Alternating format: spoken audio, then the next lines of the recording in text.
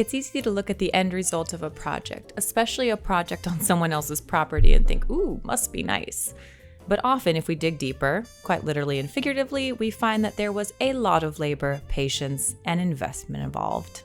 I'd like to thank Squarespace for sponsoring today's video. I put a ton of creative energy into the gardens here at our cottage, but what doesn't take a ton of energy is to build a website with Squarespace. When we were starting Homemaker Chic podcast last year and we needed an easy way to link to social media pages, this is where we went. Because if you can drag and drop pictures and you know how to save a file, then you can build your next creative website with Squarespace. They've got ready-to-use templates for whatever you're making, whether it's a community page or you're selling products. Get your new creative adventure started with a free trial and 10% off of your Squarespace purchase of a website or domain by visiting squarespace.com/Elliott Homestead. Hence the pond project that we've been wanting and waiting to share with you for over a year. The pond story actually began 6 years ago when we bought this property, and a large, weedy pile sat in the corner of our lawn. This little patch was where our living room windows and bedroom windows looked out over. Always. For years. While we redid the kitchens and the bathroom and put in gardens, we stared at this godforsaken weed pile. For years.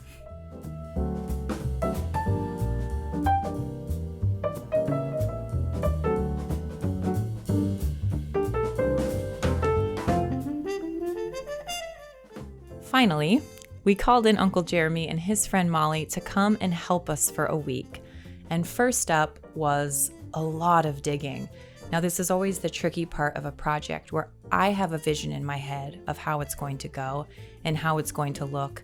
And I have to get a crew of people willing and able to walk alongside me to try to see the finished product.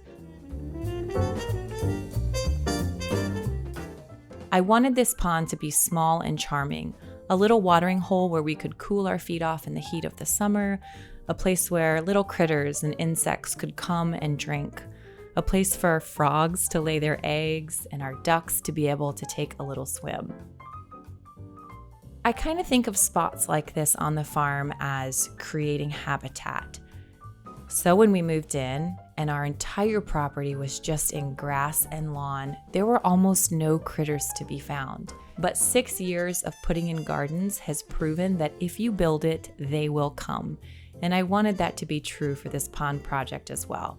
So last early spring, we got started.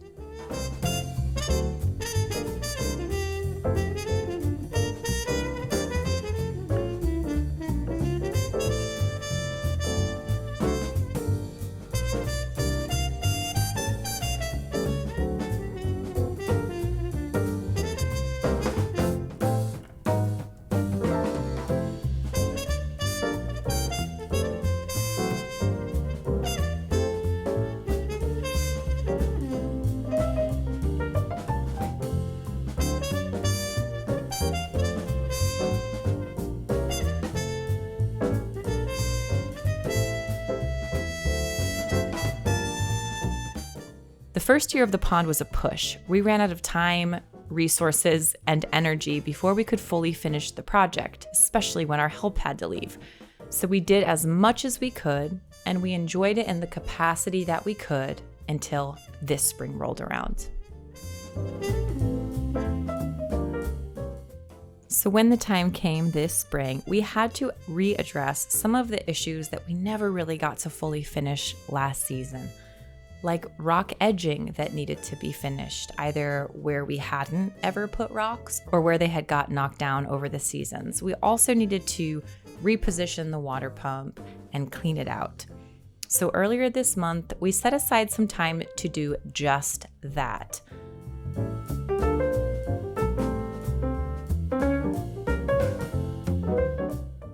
The first step for us after we pulled the pump was to drain the pond.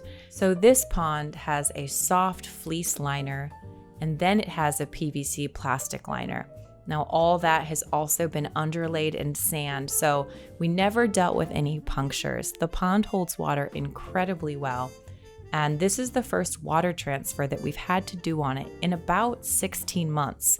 So I wouldn't normally worry about taking the water and putting any fresh water back in because after all, we're trying to create a little habitat here. But in order to fix some of the rock walls, we had to drain it so that we could get in there and get to work.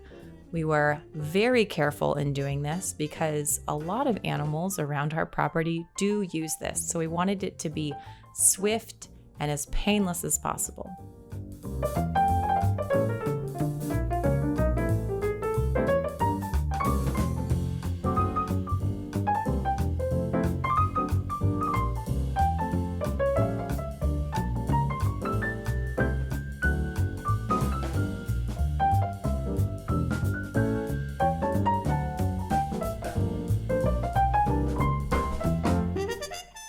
Last year, we also filled it with a bag full of very cheap 10-cent goldfish, which just happened to survive the winter. So we took extra care with them as well.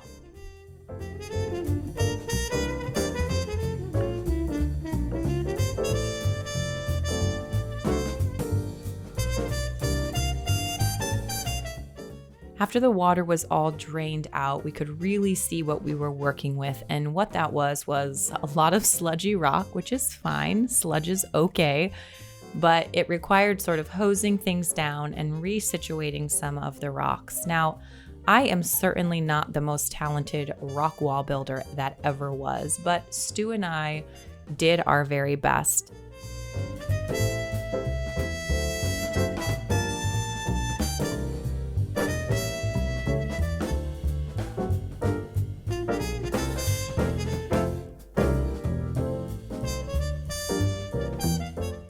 The rock that you see here actually comes from our neighbor, Kevin, who hauls it off of his property, and it's called Malaga basalt.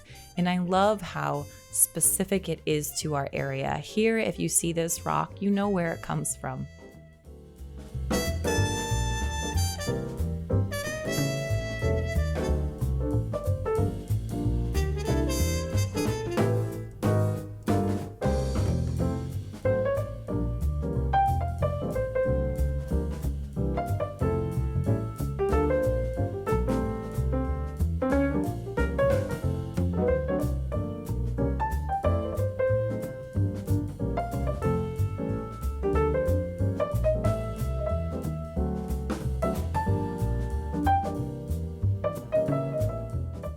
So after we patched the rock and cleaned up the pond, it was time to fill it back up.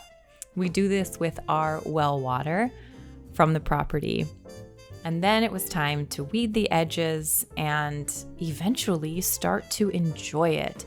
After almost 6 years, to finally have the pond that we wanted and have it, mostly finished is a really, really good feeling. It's given us a whole new pocket of enjoyment here on the farm. Somewhere to sit, somewhere to play, and somewhere to enjoy. There are some beautiful willow and magnolia trees that are planted around the pond, along with some snow and summer, a few rambling roses, and some wildflowers. A lot of these will take time to fill in. As always, things take time. But while we wait, the pond is serving as the perfect watering hole for both the kids and the wildlife, whether this is ducks or pheasants or cats. There's a lot of little creatures to be had.